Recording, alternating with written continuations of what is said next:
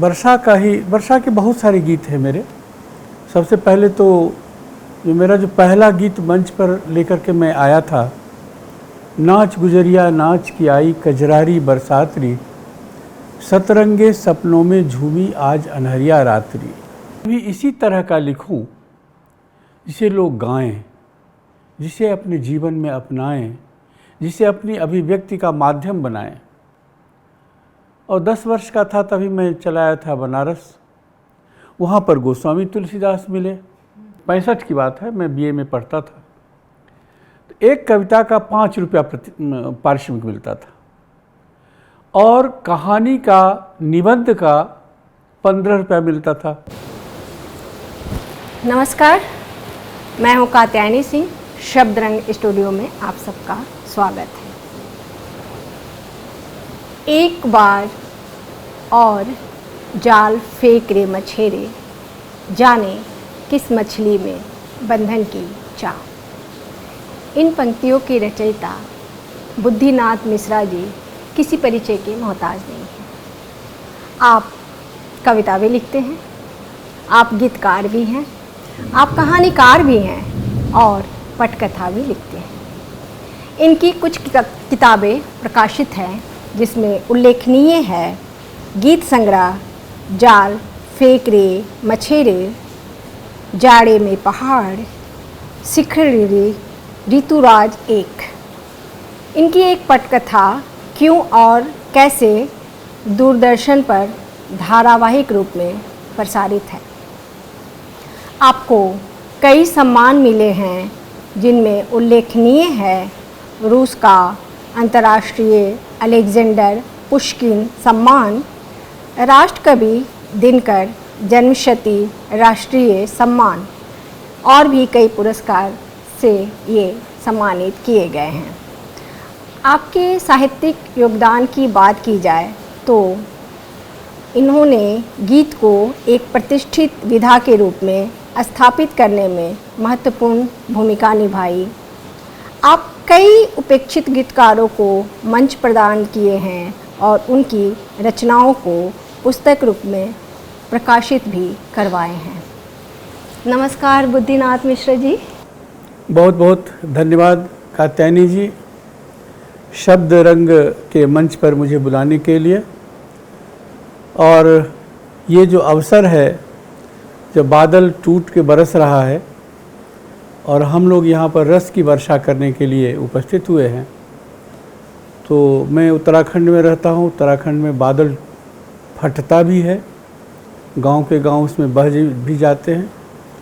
लेकिन लखनऊ में जब भी मैं आया हूँ तो वर्षा की ज़रूरत हमेशा महसूस होती रही। आज संयोग है कि ऊपर बादल बरस रहा है और हम लोग यहाँ पर उपस्थित हैं रस की वर्षा करने के लिए। वर्षा की बात करें आप, तो सबसे पहले हम क्यों ना आपसे इस पर एक गीत ही सुन लें। ज़रूर ज़रूर ज़रूर। एक मेरा वर्षा के बहुत सारे गीत हैं मेरे।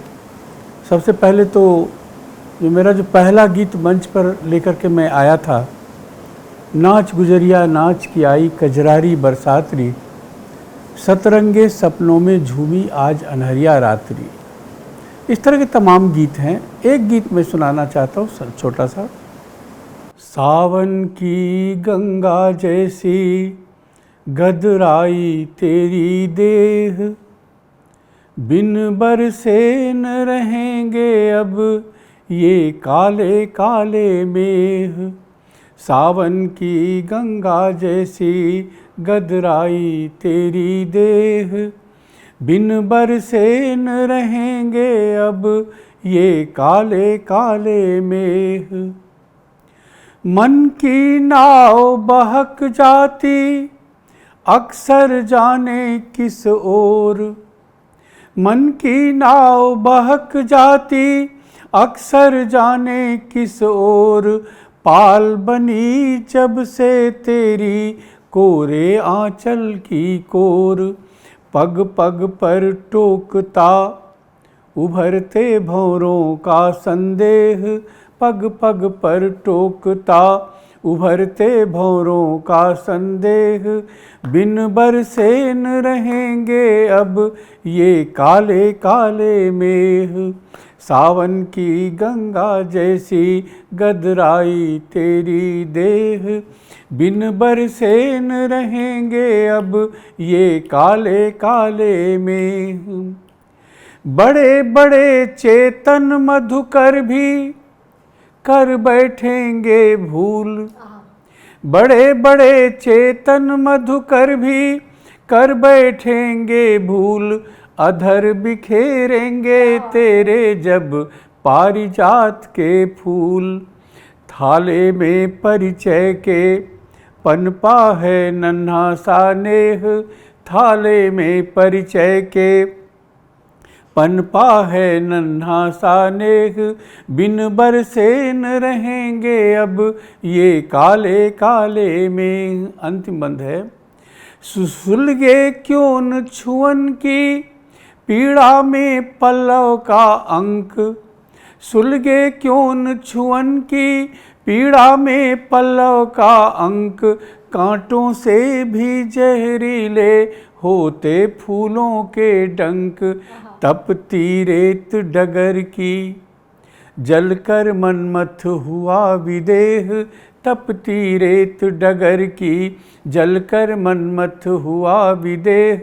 बिन बरसे न रहेंगे अब ये काले काले मेघ।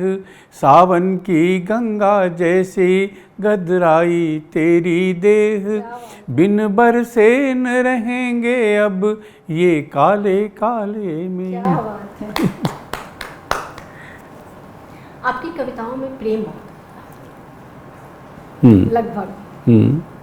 प्रेम के बारे में आप बताइए कि आप क्यों प्रेम पर ही ज़्यादा कविताएं लिखते हैं, प्रेम के बारे में आप क्या सोचते हैं और प्रेम आपके जीवन में किस तरह से आया, और ये प्रेम की कविताएं लिखने की प्रेरणा आपको कहाँ से मिली? बहुत अच्छी बात। मेरा गांव जो है मिथिला का एक छोटा सा गांव है, और वहाँ जीवन के प्रथम चरण से लेकर के अंतिम चरण तक विद्यापति के गीत गाए जाते हैं। और विद्यापति का मतलब होता है प्रेम का महाकवि। तो हम लोगों का बचपन जो है वो संस्कार में प्रेम के गीत मिले हैं विद्यापति के, और उसी को मैं अपना आदर्श मानता हूँ कविता में भी। तो बचपन से एक सपना था कि मैं भी इसी तरह का लिखूं जिसे लोग गाएं, जिसे अपने जीवन में अपनाएं, जिसे अपनी अभिव्यक्ति का माध्यम बनाएं। और 10 वर्ष का था तभी मैं चला आया था बनारस। वहाँ पर गोस्वामी तुलसीदास मिले। गोस्वामी तुलसीदास विद्यापति की तरह के प्रेम के कवि नहीं थे, लेकिन उनका एक अलग प्रेम का स्तर था और अभिव्यक्ति की एक अवधारणा थी कि कदम कदम पर, जीवन के कदम कदम पर उनकी चौपाइयाँ काम आती हैं। वहाँ भी मैंने देखा कि तो मैं कविता को ये समझता हूँ कि कविता जो है तभी सार्थक है जब वह जीवन के प्रत्येक अंग में, समाज के प्रत्येक व्यक्ति की अभिव्यक्ति का माध्यम बने। ये किताब में देख करके जो लोग लिखते हैं, पढ़ते हैं, उसको मैं कविता नहीं मानता, क्योंकि जब तक हमारी भारतीय कविता क्या है, भारतीय कविता वाचिक परंपरा की कविता है। यानी हजारों हजार वर्ष तक लोग कंठों में अपनी कविताओं को रखा, इसीलिए हमारे यहाँ उच्चारण को बहुत महत्व दिया गया। संस्कृत में शिक्षा का मतलब होता है उच्चारण सिखाना, और कोई मतलब एजुकेशन का अर्थ नहीं है वहाँ पर, क्योंकि उच्चारण सही होगा तो वाचिक परंपरा आगे बढ़ेगी। उदात्त, अनुदात्त, स्वरित, ये सब जो हैं उनका महत्व होता है।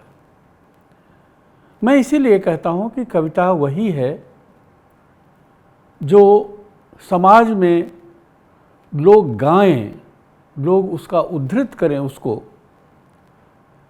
वरना तो अपना विलासिता है, शब्द की विलासिता के सिवा और कुछ नहीं करता। आजकल छंद मुक्त कविताओं का बहुत प्रचलन है। आप छंद युक्त लिखते हैं। आप इसे इतना पसंद क्यों करते हैं? पसंद की नापसंद की बात नहीं है। चलन जो है वो कोई फैशन नहीं है।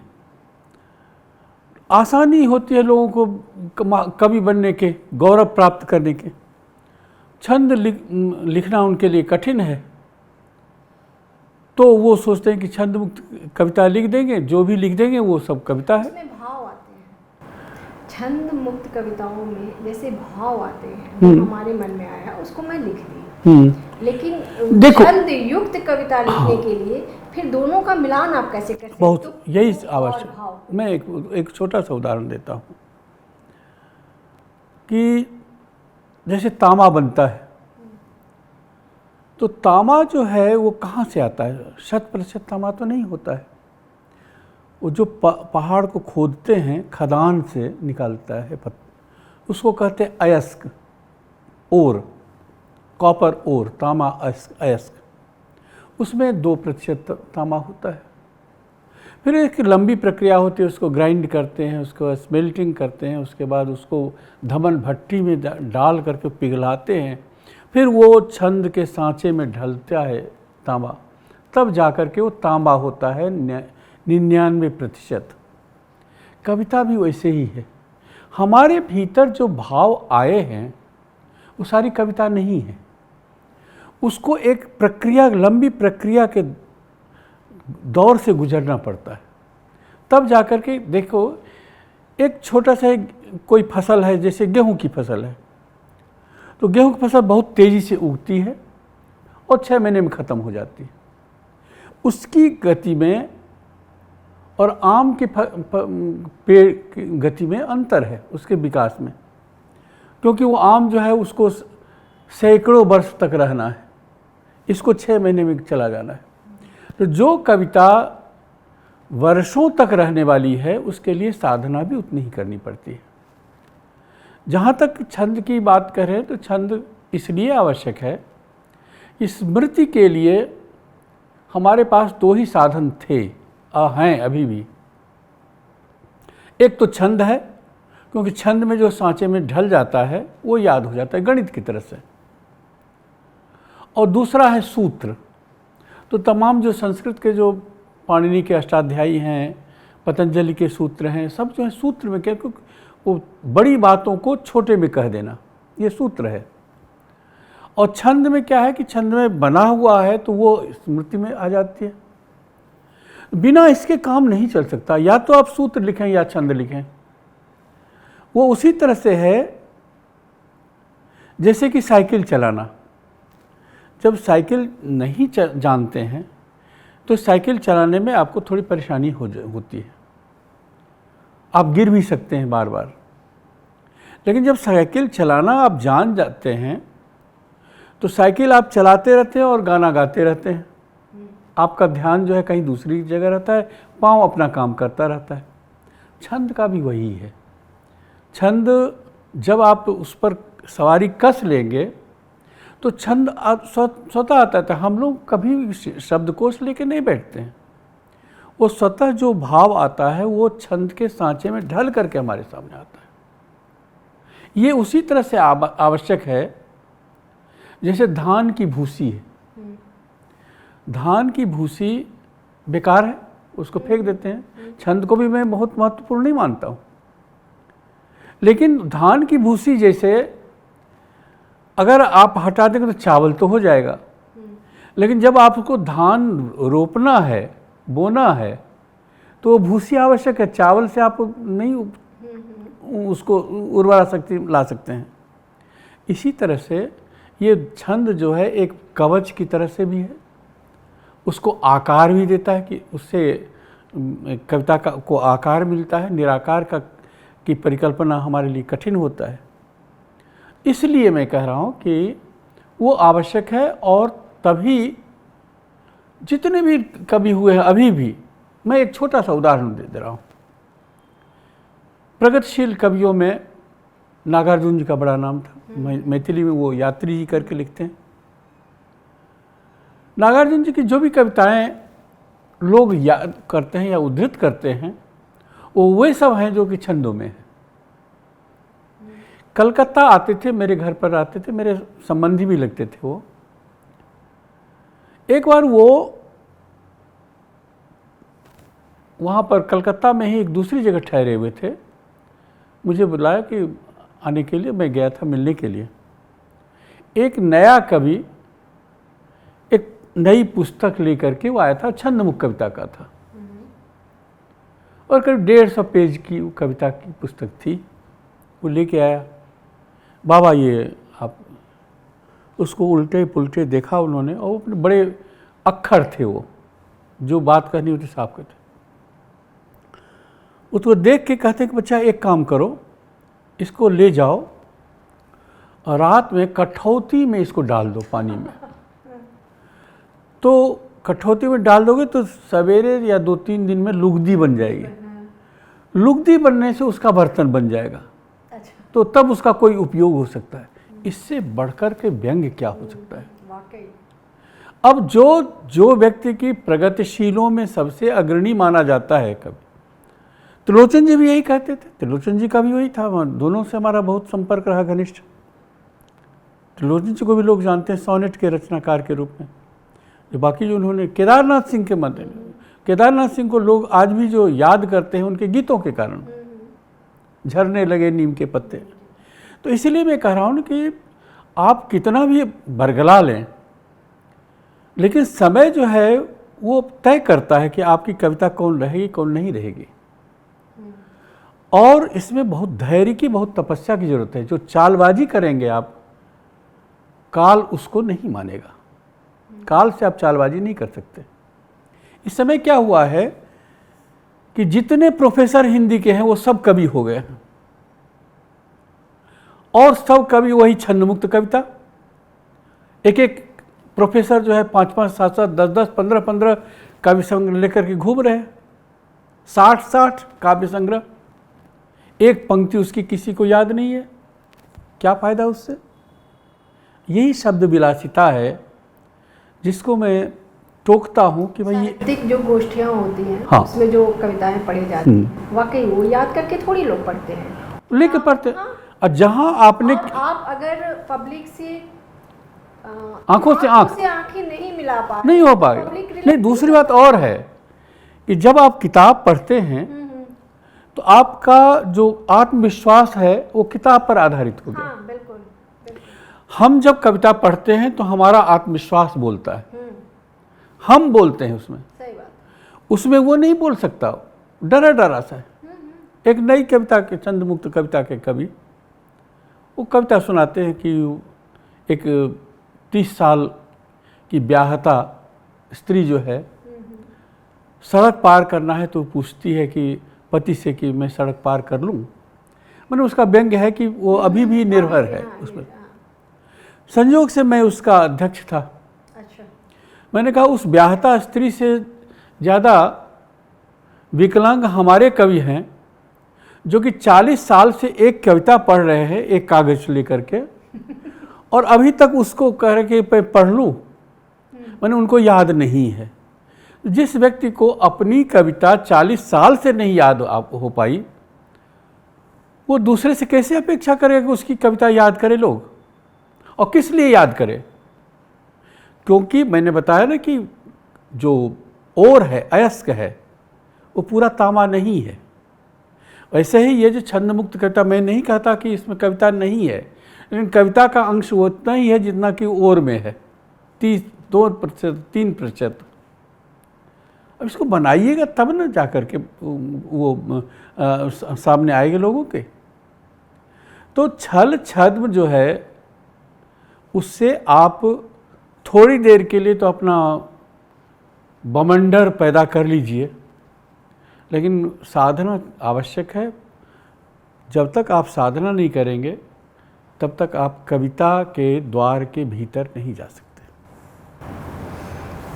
आप मंचों पर बहुत कविताएं पढ़ी हैं, पहला अनुभव बताइए। जब पहली बार आप मंच पर गए होंगे तो कैसा अनुभव रहा? देखिए, मैं बीएचयू में पढ़ता था, बनारस हिंदू यूनिवर्सिटी में, और अंग्रेजी में एमए नहीं किया था मैंने। हिंदी का हमारा कोई शैक्षणिक नहीं था कोई। हमारे बगल में ही हिंदी विभाग भी था, वहीं पर अंग्रेजी विभाग, हिंदी विभाग। उसमें एक से एक रचनाकार भी थे, शिव प्रसाद सिंह वगैरह थे। कुछ समय पहले, कुछ वर्ष पहले हजारी प्रसाद द्विवेदी जी भी थे और सब थे। लेकिन हमारा कभी, मैं गीत लिखता तो ज़रूर था, लेकिन अखबारों में भेज देता था, वो छप जाता था, हमको पैसा मिल जाता था। उस समय ये बहुत बड़ी सुविधा थी कि अखबार के संपादक और प्रकाशक इतने ईमानदार थे कि वो कविता को, कवि को, रचनाकार को पारिश्रमिक देना आवश्यक समझते थे। आज तो छाप दिया, यही बड़ी कृपा कर दी। दुर्भाग्य है देश का, साहित्य का। वो जो कविता छपती थी उसका मैं अभी बता रहा हूँ, ये 65 की बात है, मैं बीए में पढ़ता था। तो एक कविता का 5 रुपया पारिश्रमिक मिलता था, और कहानी का, निबंध का 15 रुपया मिलता था स्पेस के अनुसार। तो मैं ज़्यादा निबंध लिखता था, समय समय पर कहानी लिखता था, कविता कम लिखता था, कविता छपने के लिए देता था। जब 1969 में एमए करके बाहर निकला तो हुआ कि अब क्या करें। उसी साल शादी हो गई। अब शादी हो गई तो फिर तो अब तो कुछ करना ही होगा, पारिवारिक दायित्व। अचानक ये गीत एक मेरी लेखनी से निकल गया। नाच गुजरिया नाच की आई कजरारी बरसातरी, सतरंगे सपनों में झूमी आज अनहरिया रात्रि। इस गीत को लेकर के मैं पहली बार, एक छोटी सी गोष्ठी थी, लोग मुझे जानते भी नहीं थे। मैं गया तो कहा कि आप भी कविता पढ़ेंगे। मैं गया था दूसरे कारण से, जो उस आज के साहित्य संपादक थे वो उसकी अध्यक्षता करने वाले थे। मैं उनसे मिलना, क्योंकि कभी मैं मिला नहीं था। वो रचनाएं मेरी छापते थे, मुझे पारिश्रमिक मिल जाता था, लेकिन मैं कभी उनसे मिला नहीं था। तो मैं सोचा कि ज़रा मिल लेता हूँ उनसे, लेकिन वो आए नहीं।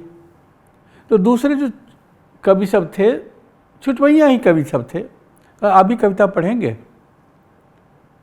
मैंने कहा आया तो हूँ तो कुछ तो करना ही होगा। मैंने कहा कि हाँ मैं भी पढ़ूँगा। नाम बुद्धिनाथ मिश्र। तो कविता मैंने सुनाई तो यही गीत। नाच गुजरिया नाच की आई कजरारी बरसातरी, सतरंगे सपनों में झूमी आज अनहरिया रात्रि। गीत सुनकर के सब लोग परेशान हो गए कि थे कहाँ अब इतने दिनों तक।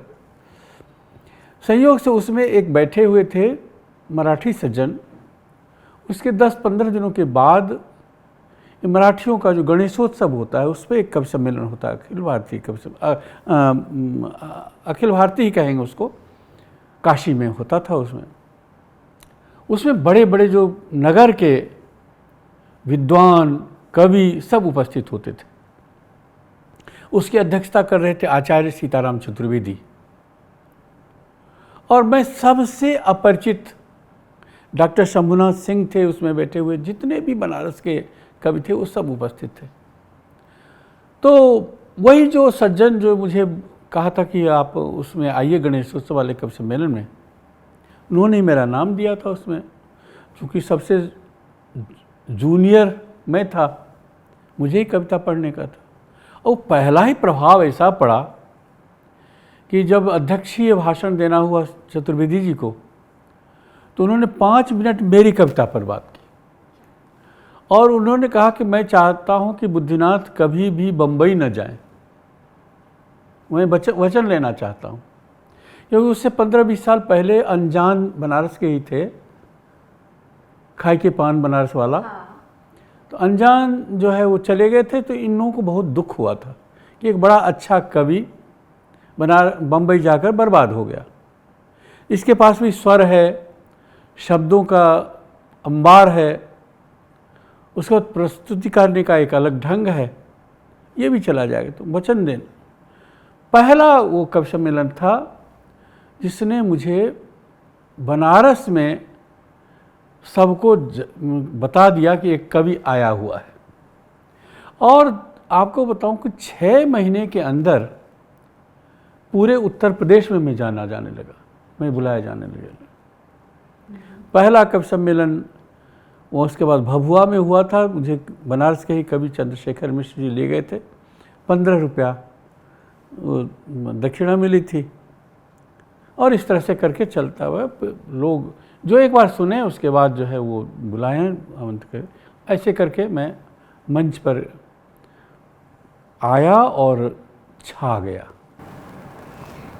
आजकल जो मंचीय कवि हैं, कवि कवयित्री जो भी कह लीजिए, उनका स्तर आप भी देख रहे हैं, हम सब देख रहे हैं, उसके बारे में आप क्या कहिएगा? हमारा स्तर कहाँ चला गया? देखिए, उसका मैं जड़ में जाना चाहता हूँ। जड़ कहाँ है? जड़ है शिक्षा का।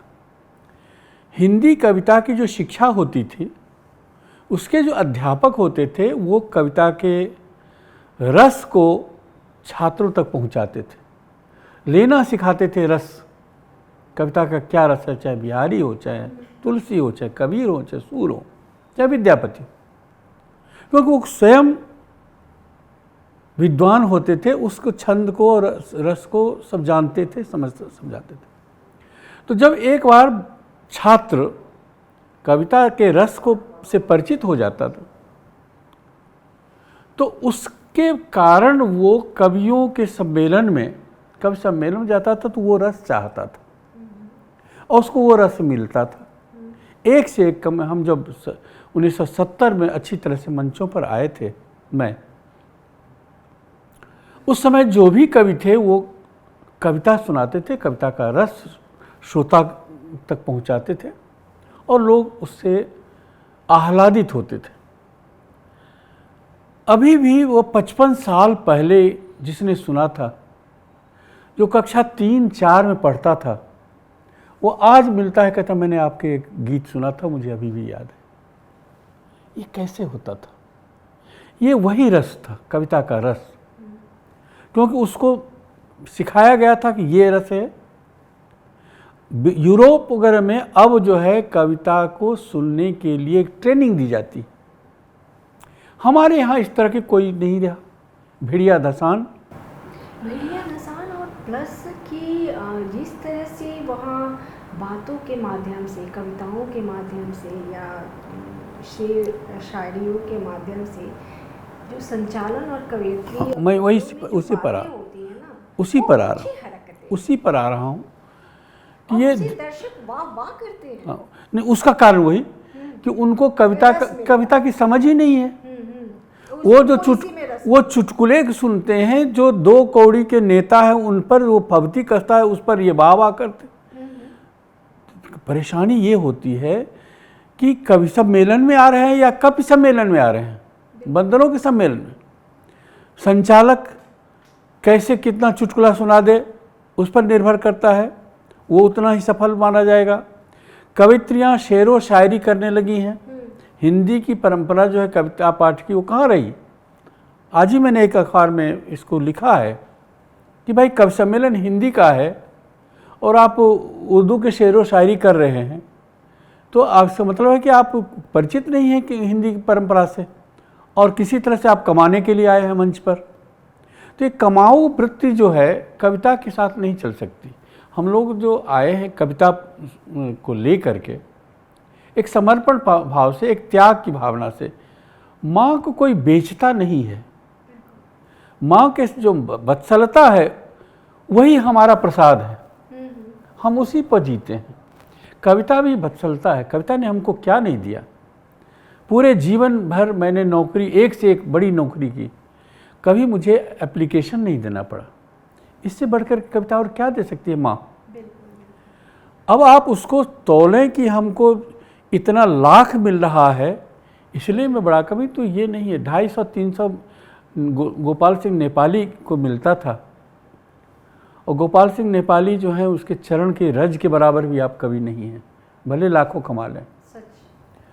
इसी तरह से क्या जो तमाम कवि थे हमारे समय में, और मैं इसीलिए मंच पर रहा भी, क्योंकि उस समय कविता थी। धीरे धीरे मंच का ह्रास होता गया। पहले एक कवि होता था, हास्य कवि, वो चटनी की तरह से होता था। भात दाल सब्जी के बीच में एक चटनी होती थी, मिर्चे का अचार होता था। अब वो क्या हुआ कि बढ़ते बढ़ते बढ़ते ऐसा हो गया कि अचार हो गया, भात कम हो गया। भात भी थोड़ा सा 2 दाना खा लीजिए। तो ये जो कविता की समझ न होने के कारण कवि सम्मेलन केवल नाम भर कर रह गया। कवि सम्मेलन नहीं है, ये एक धूर्तता है जिसको कि नाम दिया गया कवि सम्मेलन का। यही हमारी चिंता है और हमारी समस्या ये है कि हमारे सामने देखते देखते इन आधी सदी में यही हुआ कि कवि सम्मेलन खत्म हो गया। और कवि सम्मेलन की का जो महत्व है वो ये नहीं है कि कवि कितना कमाता है। उसका उद्देश्य है कि कवि समाज में अपनी कविता को रखता है और उसको अपने को टेस्ट करता है, परखता है कि हमारी कविता समाज में किस तरह से जा रही है। जब शुरुआत हुई थी 100 साल पहले, कवि सम्मेलन में कवि जो जाते थे, पारिश्रमिक कौन के मार्गव्यय भी नहीं मिलता था। अपने पैसे से वो जाते थे, केवल इसलिए कि हमारी कविता कैसी है। अपने में हम बहुत ब्रह्मांड को लेकर घूम रहे हैं, ये हमारी कविता जो है रामचरितमानस का बाप है। लेकिन असली में क्या है, समाज के सामने जब वो रखते थे तब उनको आत्मविश्वास होता था कि हमारी कविता समाज के पास पहुंच रही है। बढ़ते बढ़ते फिर पारिश्रमिक पर आया, यात्राभय पे। मार्गव्यय जो है उसको विदाई कहते थे। हम लोगों के समय भी शुरुआत हुई थी तो विदाई करके लिफाफा में कोई तय नहीं होता था कि हम आपको इतना देंगे। चल, फिर ये बच्चन जी आए तो बच्चन जी ने पारिश्रमिक कहने, हमको तो छुट्टी लेनी पड़ती है, CL लेना पड़ता है, तो हम कैसे चले जाएं। तो फिर वो जो है उसमें आया कि पारिश्रमिक दीजिए। और वो बढ़ते बढ़ते जो वो मैंने कहा कि जो हास्य कवि हैं और शिक्षा में जो ह्रास हुआ, हिंदी कविता की शिक्षा में जो ह्रास हुआ, लंगड़ गद्य को उसमें डाल दिया गया। उसका कोई समझने वाला नहीं है, कोई क्या उसका अर्थ है यही कोई बताने वाला नहीं है। अब उसमें बच्चे, मैं तो बहुत वर्षों तक कलकत्ता में रहा। कलकत्ता मुझे ये देख कर के बहुत ही ग्लानि हुई कि बच्चे हिंदी कविता माने हिंदी विषय इसलिए नहीं लेते हैं कि वो 3rd क्लास की कविता हमको पढ़नी, जिसको न कोई अर्थ है न कोई आगे पीछे कुछ है, उस तरह की कविता घुसेड़ दिया गया है उसको। ऐसी कविताओं के कारण लोग हिंदीतर भाषी राज्यों में बच्चे जो हिंदी नहीं पढ़ना चाहते, उसका मूल कारण क्यों आप ऐसा करते हैं। हमने NCERT में आपत्ति की कि भाई जो बच्चा अभी उसको संस्कार चाहिए, उसको उत्साह चाहिए, उसको उल्लास चाहिए, इस तरह की कविता चाहिए। सोहनलाल द्विवेदी की कविता चाहिए, श्यामनारायण पांडे की कविता चाहिए, सुमित्रानंद पंत की कविता चाहिए। उसको आप इस तरह का मार करें कि जो कविता से तो जाए, जीवन से भी निराश हो जाए, क्या फायदा ये। लेकिन एक बहुत बड़ी साजिश के तहत हिंदी कविता को बहुत पिछाड़ दिया। 50 साल में हिंदी कविता और उर्दू कविता की अगर तुलना करें समाज की दृष्टि से, तो उर्दू कविता धीरे धीरे अपने बहुत आगे बढ़ गई है। जहाँ वो पीछे थी वो बहुत आगे बढ़ गई। हिंदी कविता समाप्त हो चुकी है, समाज में कोई उसका वैल्यू नहीं है। इससे मैं चिंतित हूँ। मेरा जो है केवल गीत से या ये उससे नहीं लेना देना है। मेरा है कि हिंदी कविता का भविष्य चौपट कर दिया इन लोगों ने, ये हिंदी के प्रोफेसरों ने। इसलिए मुझे गुस्सा है। गंभीर बातें हो गई तो मैं सोचती हूँ कि कुछ हल्की फुल्की बात। हाँ जरूर। तो जो मैं शुरू में गीत की 2 पंक्तियाँ बोली थी, उसी से समाप्त किया जाए। नहीं आप उसको पहले सुनाइए। अच्छा। देखिए इसके ये विशेषता क्या बताएं। 1971 में जो बांग्लादेश, हाँ सुना, वही बता रहा हूँ, पृष्ठभूमि बता रहा हूँ। 1971 में जब बांग्लादेश की लड़ाई हुई थी, उसी समय ये गीत लिखा गया था। मेरी उम्र करीब 21-22 साल की थी। और 72 के फरवरी मास में ये धर्मियों में छपा था। 72 के फरवरी मास के अंक में धर्मियों में छपा था, और एक जैसे विस्फोट हुआ अंतर्राष्ट्रीय स्तर पर, क्योंकि उस समय उसका सर्कुलेशन 4 लाख था, धर्मियों का अंतर्राष्ट्रीय स्तर पर जाता था। तो ये ऐसा हुआ कि BBC के ओंकारनाथ श्रीवास्तव इसको रिकॉर्ड करने के लिए बनारस आए थे। इससे बढ़कर और क्या हो सकता है। विशेषता क्या है इसमें? कविता में हम उपन्यास की तरह इतने सारे हजारों शब्द नहीं रख सकते। तो क्या करते हैं कि हम प्रतीकों को लेते हैं, बिंबों को लेते हैं, बिंबों प्रतीकों के माध्यम से हम गीत लिखते हैं। और दूसरी बात यह है कि भारतीय कविता में आशावादिता बहुत जरूरी है। भारतीय कविता आपको आत्महत्या वाली कविता स्वर को नहीं देगी। तो इसमें वही स्वर है कि जाने किस मछली में बंधन की चाहो, एक बार और करो। बहुत से लोगों, उदाहरण में नहीं देना चाहूँगा, लेकिन सैकड़ों लोगों ने मुझे कहा कि इस 2 पंक्ति ने मुझे जीने की कला सिखाई, उत्साह दिया। जब मैं जेल में था, रोज ये गीत सुना करके मैं मुक्त हुआ। अब सुनिएगा। वो एक मछेरा रात भर जाल फेंकता है, उसका दुर्भाग्य कि एक भी मछली उसके जाल में नहीं फंसती। निराश मछुए को संबोधित है ये। और मैंने कहा कि ये व्यंजना में है, व्यंजना शक्ति का उपयोग किया गया है, अभिधा में नहीं है। मतलब न मछली मछली है, न जाल जाल है, न मछेरा मछेरा। वैसे भी अभिधा में कहाँ नहीं लिखा जाता। जो वामपंथी लोग जो लिखते हैं ना, अभिधा में लिखते हैं, तो वो कहते हैं मछली को मुक्ति चाहिए, बंधन कहाँ क्यों चाहिए। अरे तुम मूर्ख, तुम समझो तब ना कविता को, तुम्हारी समझ ही नहीं पैदा होगी। नारा देने वाले जो है कविता समझेंगे। सुनिए। एक बार और जाल फेंक रे मछेरे। समय का अपना महत्व है, और न चाहते हुए भी हमें अब यहाँ रुकना पड़ेगा, क्योंकि आपका भी समय महत्वपूर्ण है। तो हम पुनः आपको अपने इस स्टूडियो में बुलाएंगे। तब तक के लिए बहुत बहुत धन्यवाद। आपने इतना समय दिया। दर्शकों को विशेष रूप से धन्यवाद देना चाहता हूँ कि आपने मेरे आक्रोश को, मेरे प्रेम को, सबको स्वीकार किया, सुना धैर्यपूर्वक। इसके लिए मैं आभारी हूँ। धन्यवाद। हमारे शब्द रंग डिजिटल के पास FX3 कैमरा है, हमारे पास अपना स्टूडियो है, हमारे पास रेड कैमरा है, और सारे GM1 लेंसेज हैं। पूरा वेल इक्विप्ड है। तो आप लोग पॉडकास्ट के लिए स्टूडियो लीजिए हमसे किराए पे, आप कैमरा लीजिए हमसे किराए पे फिल्म शूट के लिए, तो उसके लिए भी आप हमें संपर्क कर सकते हैं। हमारे शब्द रंग डिजिटल के पास FX3 कैमरा है, हमारे पास अपना स्टूडियो है, हमारे पास रेड कैमरा है, और सारे GM1 लेंसेज हैं। पूरा वेल इक्विप्ड है। तो आप लोग पॉडकास्ट के लिए स्टूडियो लीजिए हमसे किराए पे, आप कैमरा लीजिए हमसे किराए पे फिल्म शूट के लिए, तो उसके लिए भी आप हमें संपर्क कर सकते हैं।